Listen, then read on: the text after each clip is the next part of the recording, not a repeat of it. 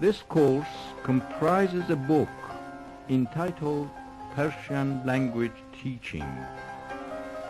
In Persian, آموزش زبان فارسی. تمرین 52. Exercise 52. بشنوید و تکرار کنید. Listen and repeat.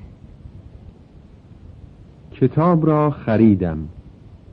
کتاب را خریدم. کتابی را خریدم. کتابی را خریدم. تمام پولم را کتاب خریدم. تمام پولم را کتاب خریدم. او را دیدم. او را دیدم.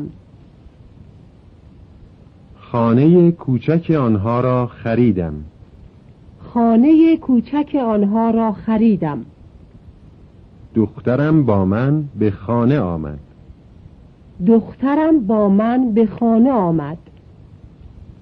اسمش را به من گفت. اسمش را به من گفت. این روسری را برای مادرتان خریدید؟ این روسری را برای مادرتان خریدید؟ این روسری رو برای مادرتون خریدین؟ این روسری رو برای مادرتون خریدین؟ این دامن قشنگ را از کجا خریدی؟